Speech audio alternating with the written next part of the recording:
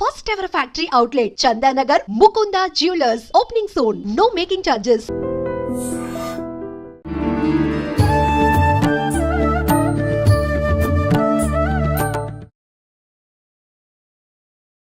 నమస్కారం, welcome to I dream. ధర్మ మార్గం విత్ విజిత కార్యక్రమానికి స్వాగతం. ప్రస్తుతం మనతో పాటు ఉన్నారు ప్రముఖ ఆధ్యాత్మికవేత్త అనుపమ అడూప. ఇప్పుడు వారితో మాట్లాడి మరిన్ని విషయాలు తెలుసుకునే ప్రయత్నం చేద్దాం. నమస్కారం అండి. మామూలుగా ప్రతి నిత్యం మనం చేసే ప్రతి పని వెనకాల, ప్రతి ఇబ్బంది వెనకాల, మంచి వెనకాల, అన్నిటి వెనకాల ఖచ్చితంగా పెద్దవాళ్ళు ఒక మాట అంటుంటారు, శని. అవును. అంటే బ్లేమ్ చేసే వాళ్ళు బ్లేమ్ చేస్తారు, శని వల్ల వెళ్ళిపోయింది నా లైఫ్లోంచి శని కాబట్టి వాళ్ళ మంచి చేసిపోయాడు అని చెప్పి మంచి జరిగినా మాట్లాడుకుంటారు, చెడు జరిగినా మాట్లాడుకుంటారు. మొత్తానికి ఈ శని అనేది మన నోట్లో ఎప్పుడు నానుతూనే ఉంటుంది. అసలు నిజంగా ఈ శని ప్రభావం ఉండటం వల్ల కలిగే ఇబ్బందులు ఏంటి? ఒకవేళ శని కూడా మంచి చేస్తుంది అంటారు, మంచి చేస్తే ఎటువంటి మంచి చేస్తుంది? ఒకవేళ మనం శని వల్ల ఇబ్బంది పడుతున్నాము అని అంటే ఎటువంటి పరిహారాలు చేసుకుంటే దాని నుంచి బయటపడే అవకాశం ఉంటుంది? ఉన్న 9 గ్రహాలలో పాపం అనవసరంగా శనేశ్వరుణ్ణి బ్లేమ్ చేస్తూ ఉంటాం అనమాట, తెలిసి తెలియక.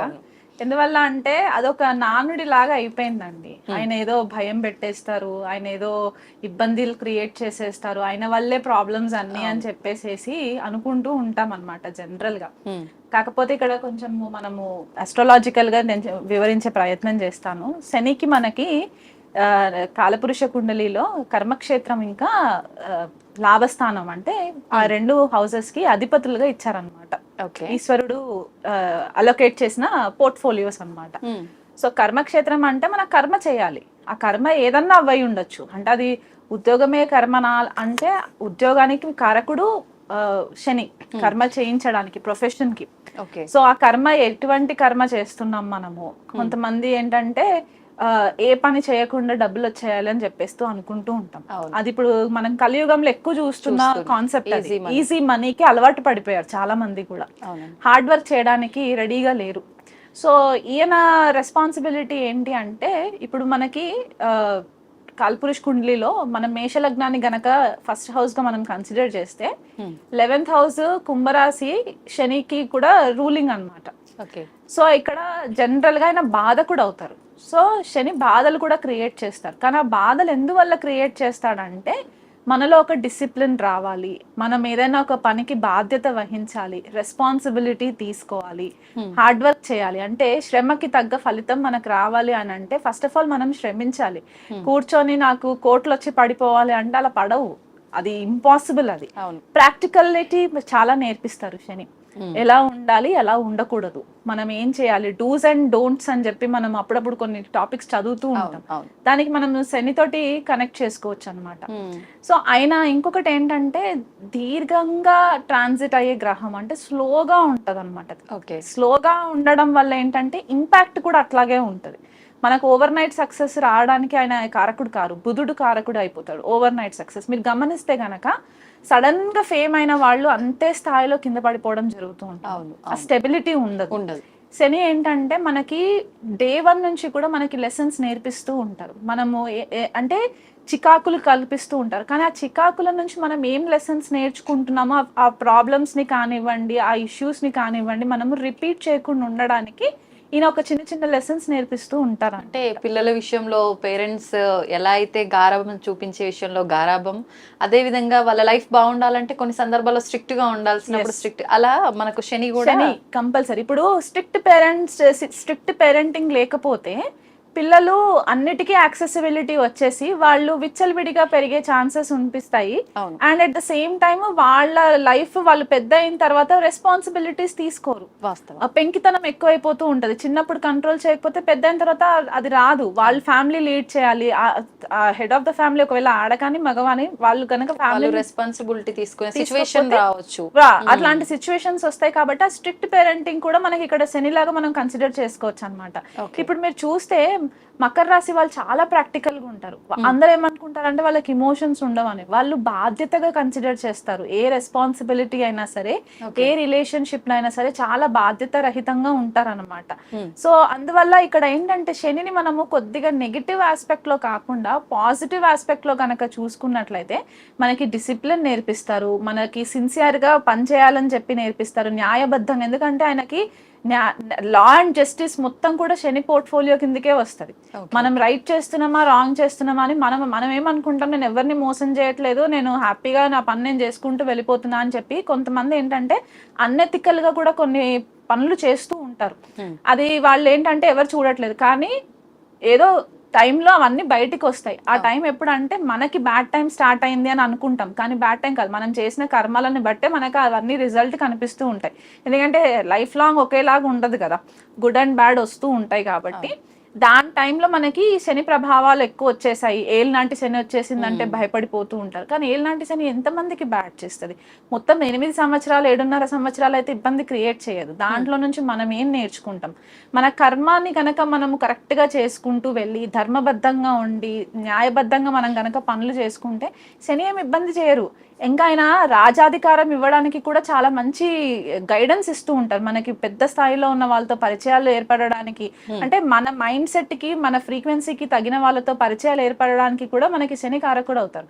ఇప్పుడు మనము కొంతమంది ప్రీవియస్ ప్రైమ్ మినిస్టర్స్ ని గనక చూసుకున్నట్లయితే, ఇందిరాగాంధీ ప్రైమ్ మినిస్టర్ అయినప్పుడు ఏళ్ళనాటి శని ప్రభావంలోనే ఉన్నారు. ఆవిడ రాజ్యాన్ని ఏలలేదా? India democratic largest democratic country కదా, సో అంత పెద్ద కంట్రీని ఆవిడ సింగిల్ హ్యాండెడ్ గా లీడ్ చేశారు కదా.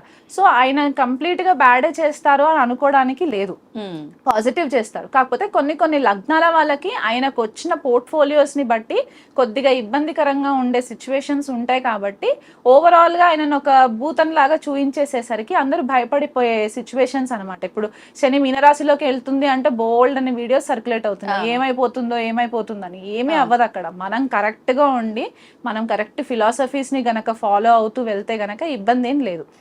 అలా ఉంటుందన్నమాట. ఒకవేళ మనకి పాజిటివ్ కావాలి అనుకుంటే కెరియర్ లో మంచి రైజ్ వస్తుంది. ఎందుకంటే కర్మకారకుడు శని అని చెప్పుకున్నాం కాబట్టి మనకి ప్రొఫెషనల్ లో రికగ్నిషన్ రావాలి అన్నా కూడా మనకి శని కారకుడు అయిపోతారు. ఎలా అంటే మనం టైంకి వర్క్కి వెళ్తున్నామా, మనం ఇచ్చిన ప్రాజెక్ట్స్ అన్ని డెడ్ లైన్స్ అన్ని మనము కరెక్ట్ గా చేసుకుంటున్నామా, ఎవరితో ఎక్కువ అధికంగా మాట్లాడకుండా మనం మన పని సైలెంట్ గా చేసుకుంటూ వెళ్ళిపోతే ఏదో ఒక రోజు మనకు ఆ రికగ్నిషన్ ప్రమోషన్ వచ్చేస్తుంది కదా. సో అలా మనకి సమయం పట్టొచ్చు కానీ ఖచ్చితంగా ఇది ఒక స్టేట్మెంట్ ఉంటుందండి శనికి స్పెషల్ గా. ఇది ఏ గ్రహాలకు ఉండదు, ఆయనకు మాత్రమే స్పెసిఫిక్ ఏముంటుందంటే Shani maybe delaying but he will never deny. అంటే డిలే చేస్తారు కానీ నీకు రావాల్సినది ఖచ్చితంగా అది వచ్చి తీరుతుంది. అది మీరు 100% ఎఫర్ట్స్ పెట్టాలి. కొన్నిసార్లు ఏమవుతుందంటే శని ప్రభావం ఎక్కువ ఉన్నప్పుడు, అంటే శని మహాదశలో అవ్వచ్చు. శని మహాదశలో ఉన్న కాన్సెప్ట్ ఏంటంటే గురు మహాదశ తర్వాత శని మహాదశ వస్తుంది కాబట్టి గురువులో అంత బాగున్నప్పుడు శనిలోకి వచ్చేసరికి ఏంటంటే కొద్దిగా స్లో అవుతాయి అన్నమాట పనులు. 10 jobs చేస్తున్న పర్సన్ గురు మహాదశలో శని దగ్గరకు వచ్చేసరికి 1-2 jobs చేసేసరికి టైర్డ్ అయిపోవడము, ఆ నీరసం రావడము, లేదా టైం కి అనుకూలంగా రాకపోవడము, ఇది కొద్దిగా వాళ్ళకి ఇమోషనల్ గా ఇబ్బంది క్రియేట్ చేస్తుంది. కాబట్టి దాని వల్ల అదొక పేరు పెట్టేశారు, శని అంటే బ్యాడ్ చేసేస్తారు, టైంకి ఏవి రావు అని. మనకి సొసైటీలో ఎలా ఉండాలి, మన ఫ్యామిలీ రిలేషన్షిప్స్ లో మనకి ఎవరు ఫేవరబుల్ గా ఉన్నారు, ఎవరు ఫేవరబుల్ గా లేరు అనేది ఒక క్రిస్టల్ క్లియర్ పిక్చర్ మనకి శని చూపిస్తారు. అది ఏ గ్రహం వల్ల అవ్వదు. అంత ప్రాక్టికాలిటీ ఉంటుంది అనమాట. అంటే ఒక ప్రణాళిక అనేది మనకు తెలియకుండానే రెడీ చేసేస్తాడు మన ద్వారానే, మన వెనకాలండి నడిపించేస్తాడు. 100% అంతే. స్ట్రాటజిక్ ప్లానింగ్ మీరు చూసుకుంటే అదే చెప్తున్నాను. స్పెసిఫిక్ గా మకర రాశి కుంభరాశి వాళ్ళని చూసుకుంటే ఒక ప్లానింగ్ ప్రకారం వెళ్తారు వాళ్ళు, ఆచితూచి అడుగులేస్తారు. వాళ్ళని గనక మనం ఇన్స్పిరేషన్ గా తీసుకుంటే మనం డైరెక్ట్ శనిని ఇన్స్పిరేషన్ గా తీసుకున్నట్టే అయిపోతుంది. మీకు కొద్దిగా ఇంకా ఇబ్బందులు అవుతున్నాయి అంటే మీ సర్కిల్లో ఉన్న పై వయసు వాళ్ళు ఎవరైతే ఉంటారంటే ఎస్పెషలీ ఓల్డ్ ఏజ్ హోమ్స్ ఉంటూ ఉంటాయి, అండ్ ఎకనామికల్ గా చాలా బ్యాక్వర్డ్ ఉన్న వాళ్ళు ఉంటారు. టెంపుల్ దగ్గర కొద్దిగా వాళ్ళకి ఫ్రీ మీల్స్ ఇట్లా సర్వ్ చేసేయడానికి మీకు ఆర్థిక స్తోమత ఉంటే గనక వాళ్ళకి భోజనాలు పెట్టడము, ఆర్ఫనేజ్ లో డొనేషన్స్ చేయడము, చారిటీ చేయడము. శని ఏంటంటే లోవర్ క్లాస్ ని రిప్రజెంట్ చేస్తుంది, మనకంటే తక్కువ స్థాయిలో ఉన్న వాళ్ళని రిప్రజెంట్ చేస్తుంది. వాళ్ళ దగ్గర నుంచి ఏమీ ఆశించకుండా వాళ్ళకి హెల్ప్ చేస్తూ ఉంటే కూడా ఆయన కరుణ ఖచ్చితంగా మన పైన పైన ఉంటుంది, దాంట్లో సంశయం చేయడానికి డౌటే లేదు అసలు. అంటే మనం ఎంతసేపు భయపడకుండా ఉండాలి ఈ ప్రభావాలన్నింటికి అని అంటే పెద్దవాళ్ళు చెప్తారు కదా, ప్రతి ఒక్కరికి భూదేవికి ఉన్న ఓపిక ఉండాలి. అంటే ఎటువంటిది వచ్చినా కూడా ఆ బ్యాలెన్సింగ్ కోల్పోకుండా బ్యాలెన్స్ చేసుకుంటూ వెళ్తే ఎటువంటి ప్రభావం మన పైన పడదు. ఖచ్చితంగా ఆలస్యమైన రీచ్ అవుతాం మన గోల్. ఖచ్చితంగా రీచ్ అవుతాం. పేషెన్స్ ఇస్ ద కీ అండి దీంట్లో. శని మహాదశలో ఉన్న వాళ్ళు అవ్వనివ్వండి, శని అంతర్దశలో ఉన్న వాళ్ళు, మీకేంటంటే ఇది ఒక వేకప్ కాల్ లాగా అన్నమాట. ఇది వరకు ఉన్న హ్యాబిట్స్ అన్ని మార్చుకొని ఓపిక తోటి మీరు అన్నట్టు ఓర్పు ఓపిక చాలా ఇంపార్టెంట్ అయిపోతుంది. ఎందుకంటే డిలే ఖచ్చితంగా చేస్తారు కానీ డినై చేయరు. సో ఆ పేషెన్స్ ఉంటే సరిపోతుంది. థ్యాంక్ యూ అండి, థ్యాంక్ యూ వెరీ మచ్. నమస్తే అండి.